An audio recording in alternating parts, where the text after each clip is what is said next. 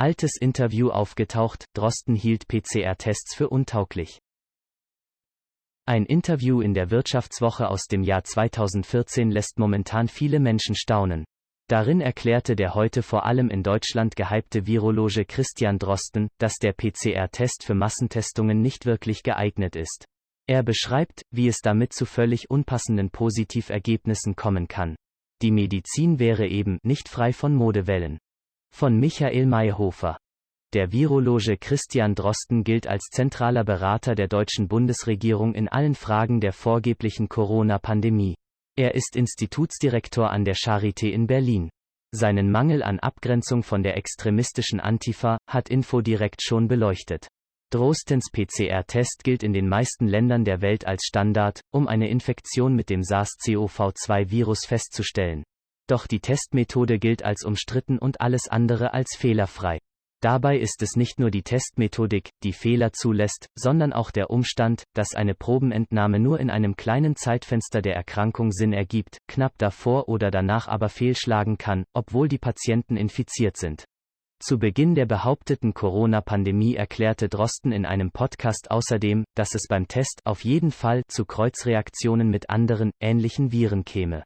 Damals forderte Drosten noch wissenschaftliche Klarheit ein. Im Interview des Jahres 2014 ist nicht zuletzt deshalb interessant, weil sich die Aussagen Drostens wohl wahrheitsgemäß mit den Aussagen anderer wissenschaftlicher Koryphäen wie Professor Bakdes decken. Anlässlich des damaligen MERS-Virusausbruchs in Saudi-Arabien sagte er, was zunächst interessiert, sind die echten Fälle. Ob symptomlose oder mild infizierte Krankenhausmitarbeiter wirklich Virusträger sind, halte ich für fraglich. Noch fraglicher ist, ob sie das Virus an andere weitergeben können. Das Beraterteam des neuen Gesundheitsministers sollte stärker zwischen medizinisch notwendiger Diagnostik und wissenschaftlichem Interesse unterscheiden. Für diese Forderungen, die heute von sogenannten Corona-Skeptikern nahezu wortgleich erhoben werden, wird man gegenwärtig beschimpft und bis zur Kriminalisierung hin denunziert. Doch es wird noch besser. Mit PCR werden kerngesunde Menschen statistisch zu Erkrankten. Als 2014 in Saudi-Arabien MERS-Fälle auftauchten, entschieden sich die dortigen Behörden, die hochempfindliche Methode der Polymerase-Kettenreaktion PCR zur Testung anzuwenden. Drosten sagte dazu, die Methode ist so empfindlich, dass sie ein einzelnes Erbmolekül des Virus nachweisen kann. Wenn ein solcher Erreger zum Beispiel bei einer Krankenschwester mal eben einen Tag lang über die Nasenschleimhaut huscht, ohne dass sie erkrankt oder sonst irgendetwas davon bemerkt, dann ist sie plötzlich ein MERS-Fall. Wo zuvor Todkranke gemeldet wurden, sind nun plötzlich milde Fälle und Menschen, die eigentlich kerngesund sind, in der Meldestatistik enthalten. Auch so ließe sich die Explosion der Fallzahlen in Saudi-Arabien erklären. Diese Argumentation entspricht nahezu 1:1 all dem, was seriöse, fachkundige Kritiker der Corona-Tests und Maßnahmen heute äußern. Die Medizin sei der Mode unterworfen. Hinzu kommt, dass Drosten scharfe Kritik an den Medien übte. So hielt er die Panik rund um MERS zu großen Teilen für mediengemacht. Dazu kommt, dass die Medien vor Ort die Sache unglaublich hochgekocht haben. In der Region gibt es kaum noch ein anderes Thema in den TV-Nachrichten oder Tageszeitungen. Und, als Fazit, die Medizin ist nicht frei von Modewellen. Damals empfahl die WHO, nur solche Fälle als erkrankt zu melden, wo ein Antikörpertest positiv war. Dieser Meinung schloss Drosten sich an.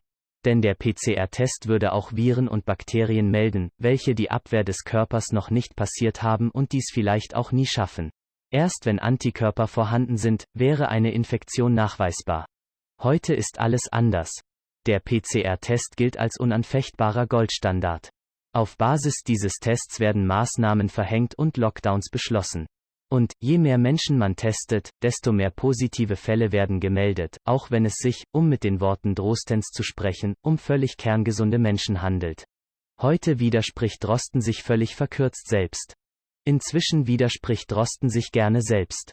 Beispielsweise in diesem Artikel vom Tagesspiegel vom 30. September. Die PCR ist da einfach zweifelsfrei, zitiert ihn der Tagesspiegel, allerdings ohne genau zu erklären, worauf sich die Aussage bezieht. Die Gründe für die Fehlerquote der PCR-Tests werden hier bei quarks.de ziemlich sauber erklärt. Sie sind vielfältig: Fehler bei der Entnahme der Proben, zu wenig Abstrichmaterial, der falsche Zeitpunkt der Abnahme, nur der 4. bis 8. Tag nach Symptombeginn liefert gute Ergebnisse und einige Kriterien mehr. Nur wenn alle Vorbedingungen quasi unter Laborbedingungen erfüllt sind, gelten die Ergebnisse der Tests als nahezu 100% sicher. Jeder Fehler, jedes unsaubere Arbeiten senkt diese Sicherheit.